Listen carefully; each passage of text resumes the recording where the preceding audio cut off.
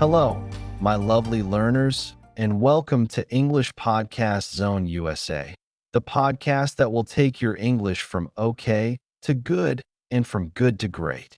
I am Marco, your host for this show. Today's episode is a conversation about my morning routine, so after showering and putting on my deodorant, or not, depending on the day, I get dressed. I don't have anything special to tell you about getting dressed.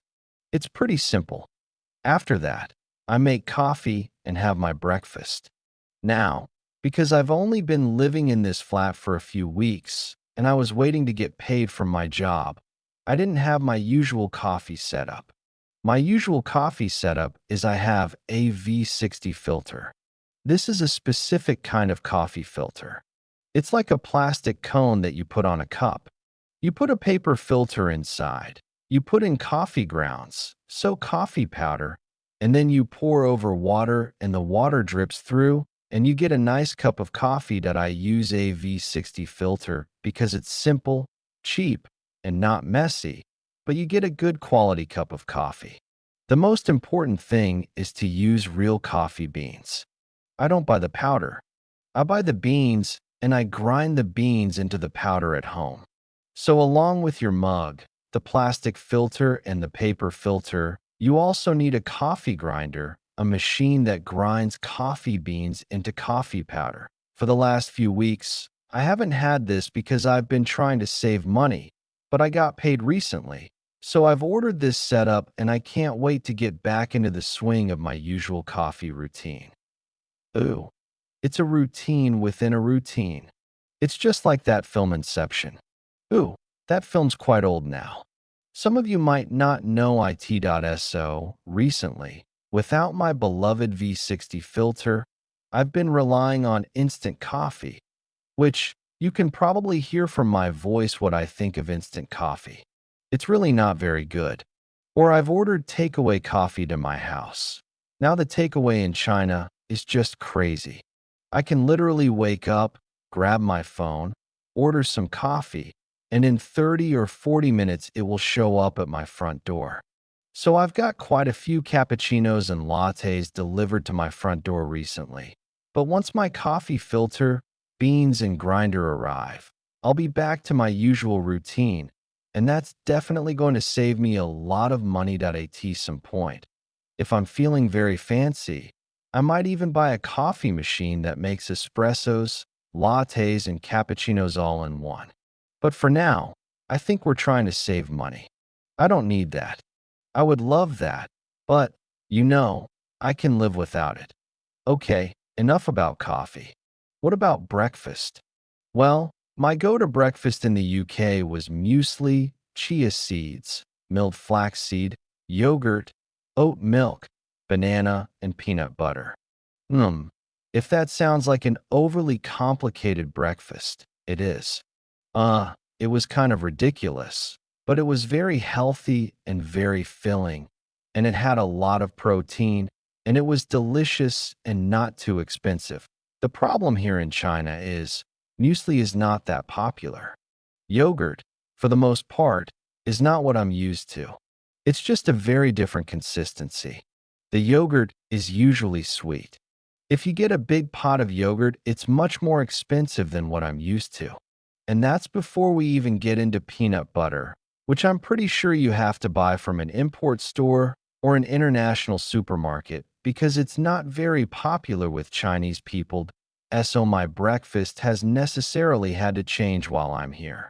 Now, in a previous episode of the podcast, I did talk about some lovely hotel breakfasts I had in China. And don't get me wrong, I do like a Chinese breakfast, but I'm the kind of person who likes to have the same breakfast every day, and I'm still struggling to find my routine with that it's got a bit easier because one of my dear friends back in the UK managed to send me a bag of Alpen, which is a kind of muesli. It's not the best quality muesli, it's just one of those standard brands you find in the supermarket. But when I opened the bag of Alpen and smelled it, it was like, a taste of home. So I'm going to enjoy that Alpen over the next few weeks or few days. We'll see how long it lasts that I can have that with yogurt, milk, and banana, so it's not too far from my old breakfast.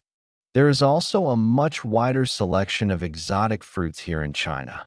So recently for breakfast, I've also been having chopped dragon fruit and mango with yogurt, which sounds really exciting. Dragon fruits are crazy. They look so weird. They're so big, they're so pink, and they taste all right, I guess. I feel like dragon fruit. The name is amazing, the look is amazing, and the taste just doesn't quite meet the level.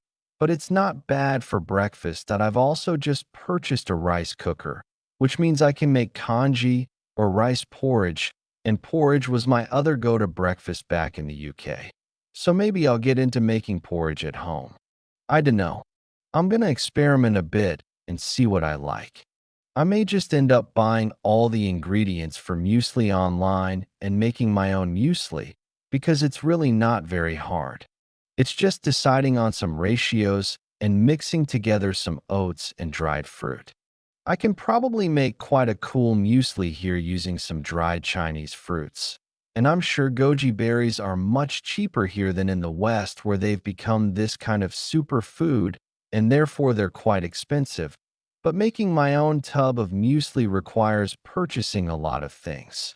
And honestly, since I got paid yesterday, I've been doing so much online shopping. There is so much furniture I have to buy. I need to buy computer parts and build a new computer.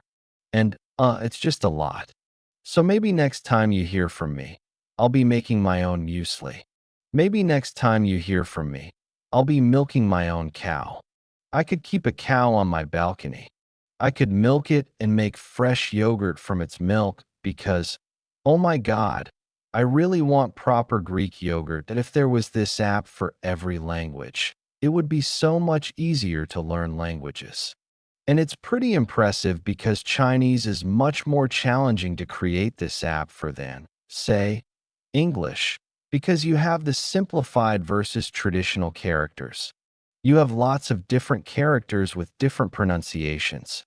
It's just, yeah, the actual reading material on the websites is interesting. They have some really fun, cute stories for beginners. They have many adaptations of Chinese myths and legends, which of course I love because I love mythology and storytelling. They have adaptations of short stories.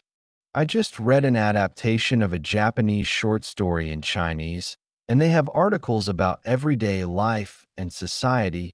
So, if you're learning Chinese or you're interested in learning Chinese, I seriously recommend Do Chinese. And it's a great way to start off my day because, of course, I am living here in China and I want to improve my Chinese as fast as possible. And my main motivation for learning Chinese is not to make friends. It's not to advance my career. It's so that when delivery drivers ring me, I can understand what they're saying. Because right now, every time I order takeaway or I get a large item delivered, I have a panic attack when the delivery driver rings me and shouts at me down the phone on their little moped as they're speeding down the street speaking so fast, usually in a thick dialect. So if I get to the level where I can understand the delivery drivers and comfortably talk to them, I know I'll be doing well. And then finally, after studying Chinese and getting my bag ready for work, I head out the door and I go to work. I sometimes take out the rubbish. I take out the bin bags while I go down. There's a space in my apartment complex with bins that are annoyingly open at 7:30 to 9:30, I think, and then again later in the evening. The thing is, I don't want to take the bins out in the evening. I get home from work and I'm tired and sweaty, and the last thing I want to do is carry those bins out, 'cause it's like a good 3 4 minute walk from my house to the bin area. But you can, well, I'm not sure if you're supposed to do this, but I was told, and I've seen other people do it, that you can just take the bins before 7:30 and leave them there. And then at 7:30, someone who works in the complex opens all the bins and will put your bags inside. Because if you go there outside of the normal bin hours, the bins are all locked shut. There is a 24-hour bin area somewhere in the basement car park, I think, but the last time I tried to find that I got trapped in the car park, so I won't be trying that again anytime soon. On that note, it's a bit weird in China. I'm used to the UK where there's general rubbish, food waste, and recycling, and often the recycling is even separated into paper, cardboard, and glass, and plastic. But in China, at least where I live, it's just separated into rubbish and food waste, which I guess is better than nothing. It's good that they separate food waste. Actually, I've heard about separating recycling in Shanghai, I believe, so I think it might vary depending on the region. It could be that they're starting recycling in Tier 1 cities and then spreading into other cities that, if you don't know, cities in China are divided into tiers. So Tier 1 cities are cities like Shanghai and Beijing. Tier 1 cities tend to be more expensive, but also have better facilities and amenities. Ningbo, where I live, is a Tier 2 city, which is a really nice balance because it's cheaper, but it's still modern, clean, and reliable. So anyway, after taking out the bins or not, I walk to work, and I think that's where my morning routine officially ends. Obviously, on the weekends, I don't do things in quite the same way. For example, as I'm recording this, it's a Saturday and it's 5 p.m., and I haven't even left the house today. I slept until 8 in the morning. I had a nice, really slow morning with 2 coffees and a long yoga class, and a slow breakfast, and some sushi for lunch, and I unpacked my new robot vacuum cleaner and got him cleaning the place. So anyway, I've been having a very lazy day, but this was my first week of teaching at my new job, so I'm pretty tired. It's also a nice change of pace because my weekends back in London were always so busy. I did 2 hours of yoga every Saturday morning, and I went to church and did choir practice every Sunday morning, and I usually socialized in the afternoons and evenings on the weekend as well. So I almost never got to have a lazy day. But since my move to China, I've been giving myself the rest and recuperation that I need. And with my lovely big 3-bedroom flat, which is in a lovely quiet area, it's so easy to relax that in fact, as I talk to you now, I can feel myself falling asleep. Oh, it's so tiring recording an episode of Easy Stories in English. But you've been a fabulous audience. And if you'd like to really show your appreciation, you can leave me a comment and tell me all about your morning routine. Go on, go into just as much detail as I did. It'll be good English practice. Just go over to the transcript. You can find the link to that in the description, or if you're listening on Spotify, you can leave a comment there. Well, it's too late for me to go and have an afternoon nap, but I'm certainly going to do something nice and relaxed after this.